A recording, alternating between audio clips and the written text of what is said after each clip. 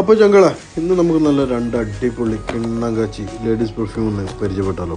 ഇസൽ Laurent Libre and എലിസാബ് ലി perfume ഒരു perfume version. ഇത് രണ്ടാണ് നമ്മുടെ സെലക്ഷൻ ലിസ്റ്റിലുള്ളത്.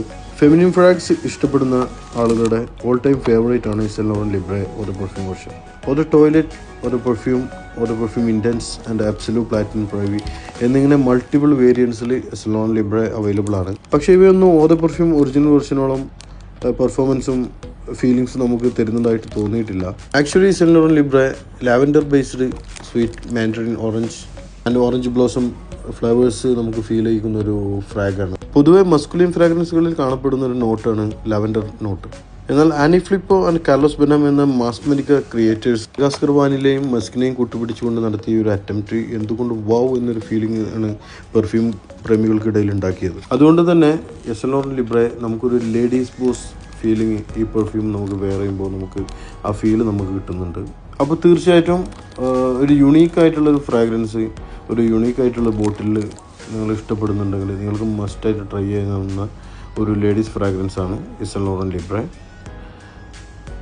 ആവറേജ് ഒരു 10,000 ഇന്ത്യൻ റുപ്പീസിൽ ഇത് അവൈലബിൾ ആണ് മാർക്കറ്റുകളിൽ. അടുത്തതായിട്ട് മലയാളികൾക്ക് തന്നെ എവർഗ്രീൻ നായികമാരായ ശോഭനയെ പോലെ, മഞ്ജു വാര്യറെ പോലെ എന്നും എവർഗ്രീൻ ആയിട്ടുള്ള മറ്റൊരു പെർഫ്യൂമാണ് 2011 ലോഞ്ചായിട്ടുള്ള എലിസാബ് ലി പെർഫ്യൂം ഒരു പെർഫ്യൂം വെർഷൻ. ലോഞ്ചായ അന്ന് തൊട്ട് ഇന്ന് വരെ അന്നും ഇന്നും മധുര 17 എലിസാബ് ലി പെർഫ്യൂം. പൊതുവെ ജാസ്മിൻ ഫ്ലേവേഴ്സ് ഇഷ്ടപ്പെടുന്ന മലയാളികൾക്ക് എന്തുകൊണ്ടും എലിസാബ് ലി പെർഫ്യൂം വൺ ഓഫ് ഫേവറേറ്റ് തന്നെ ആയിരിക്കും. ഒരു ഫ്ലോറൽ സിട്രസ് ഹണി ഫീലിംഗ് ആണ്, ഫ്രാഗ്രൻസ് ആണ് എലിസാബ് ലി പെർഫ്യൂം നമുക്ക് പ്രൊവൈഡ് ചെയ്യുന്നത്.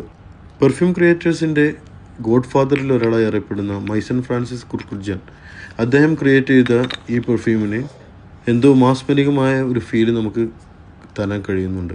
പൊതുവെ പെർഫ്യൂമുകൾ അങ്ങനെയാണല്ലോ, നമുക്ക് പെർഫ്യൂമുകൾ എന്ന് പറയുമ്പോൾ ഒരു സുഗന്ധം മാത്രമല്ലല്ലോ, ചിലപ്പോഴൊക്കെ അത് നമുക്ക് ഒരു കാലഘട്ടത്തിൻ്റെ ഓർമ്മയാണ്, ചില ആളുകളുടെ ഓർമ്മയാണ്, ചില സ്ഥലങ്ങളുടെ ഓർമ്മയാണ്, ചിലപ്പോഴൊക്കെ അത് ഗിഫ്റ്റ് തന്ന ആളുകളുടെ, പ്രിയപ്പെട്ട ആളുകളുടെ ഓർമ്മയാണ്.